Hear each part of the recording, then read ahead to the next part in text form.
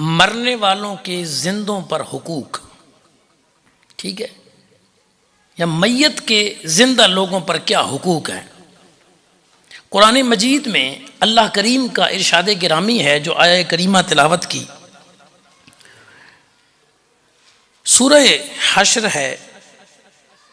آیت نمبر 10، ارشاد باری تعالی ہے والذین جاؤوا من بعدہم یقولون، وہ جو بعد میں آئے وہ کہتے ہیں ربنا اغفر لنا، اے ہمارے رب ہمیں بخش دے،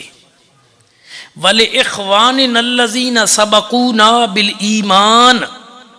اور ایمان کی حالت میں جو ہمارے مسلمان بھائی ہم سے پہلے چلے گئے دنیا سے انہیں بھی بخش دے، وَلَا تَجْعَلْ فِي قُلُوبِنَا غِلًّا لِلَّذِينَ آمَنُوا، اور ہمارے دلوں میں ایمان والوں کی طرف سے کینہ نہ رکھ۔ کینے کا مطلب ہوتا ہے بغض، نفرت، عداوت، دشمنی، یہ سارے اس کے معنی ہیں۔ دو حکم اس آیت میں قرآن مجید نے بیان کیے ہیں کہ ایمان والوں کے مرنے کے بعد میں آنے والے اہل ایمان کا کیا شیوا ہونا چاہیے۔ قرآن کی آیت تو آج سے 14 صدیاں پہلے نازل ہوئی حضور کے صحابہ کبار کے متعلق،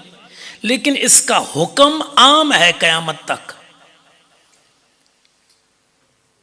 آیت 14 صدیاں پہلے نازل ہوئی لیکن حکم عام ہے قیامت تک، خاص نہیں ہے کسی ایک فرد کے لیے۔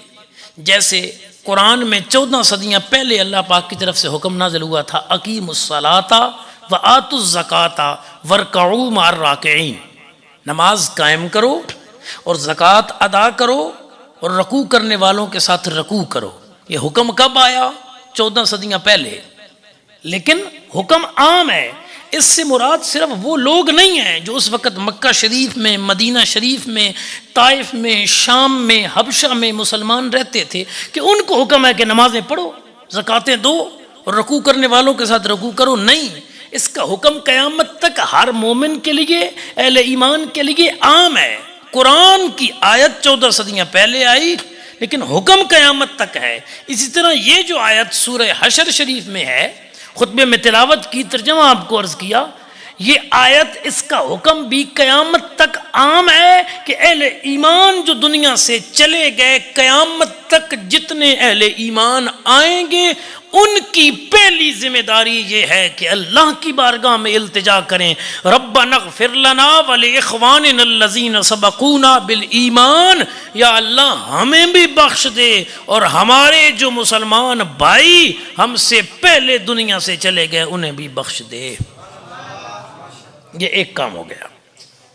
مرنے والوں کا زندوں پر ایک حق یہ ہے کہ انہوں نے ان کے لیے بخشش کی دعا کرنی ہے،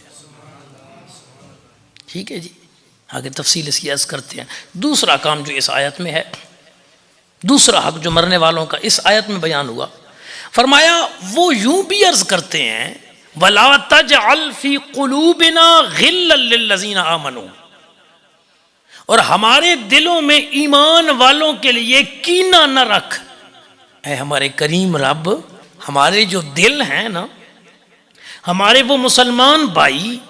جو دنیا سے چلے گئے،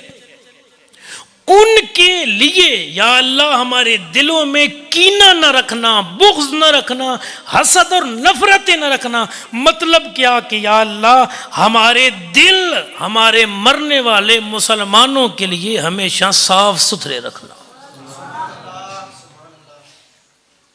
ہوتا ہے زندگی میں بسا اوقات معاملہ انسان کا رشتہ داروں کے ساتھ، بہن بھائیوں کے ساتھ، ماں باپ کے ساتھ بھی لڑائی ہو جاتی ہے اور ابھی تک صلح نہیں ہوتی کہ اس کی موت واقع ہو جاتی ہے۔ تو اب شریعت کا حکم کیا ہے؟ جو مسلمان انتقال کر جائے، دنیا سے چلا جائے، بعد والے مسلمانوں کی اگر زندگی میں اس کے لیے آپس میں کوئی رنجش تھی بھی، کوئی ظاہری طور پہ لڑائی تھی بھی، کوئی بغض حسد کینہ تھا بھی، تو مرنے کے بعد اب اس مرنے والے مسلمان کا پچھلوں پر یہ حق ہے کہ یہ رب کی بارگاہ میں دعا کریں، یا اللہ وہ جو ہمارا مسلمان بھائی دنیا سے چلا گیا نا، ہمارا سینہ اس کے لیے کینے سے پاک رکھنا، کینے سے، بغض سے، حسد سے پاک رکھنا، اور یا اللہ ہمارے دل میں اس کے لیے رکھنا تو ہمیشہ ہمیشہ محبت اور الفت ہی پیدا کر کے رکھنا۔ یہاں پہ ایک ضروری مسئلہ سن لیں، یہ آیت آئی 14 صدیاں پہلے، اور میں نے عرض کیا یہ حضور کے صحابہ کبار کے متعلق آئی، حکم عام ہے۔ آج بھی سارے مسلمان جو دنیا میں موجود ہیں، ان کے جتنے مسلمان عزیز و اقربا میں سے ہو، رشتہ دار نہ بھی ہوں، مسلمان ہوں، دنیا سے چلے جائے، ان کے خلاف سینوں میں بغض پال کے رکھنا، حسد پال کے رکھنا، نفرتیں پال کے رکھنا، یہ اسلام میں جائز نہیں ہے۔ جو آج کا مسلمان چکڑالہ میں، سرگودا میں، لاہور میں، فلسطین میں، شام میں مرے تو دنیا میں موجود مسلمانوں کا سینہ ان کے لیے صاف ہونا چاہیے۔ جو 14 صدیاں بعد مسلمان ہوا، 14 صدیاں بعد مسلمان مرا، اس کے لیے سینہ صاف ہونا چاہیے۔ تو جن اصحاب کے متعلق آیت آئی ہے، آج کے ایمان والے کے لیے ضروری ہے کہ اس کا سینہ حضور کے ان اصحاب کے لیے بھی اندر سے صاف بھی رہے، کینے اور بغض سے پاک بھی رہے۔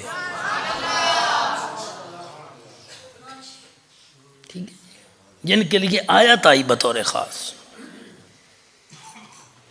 اور اس وقت جب یہ آیت آئی تو دنیا میں مسلمان موجود کون تھے؟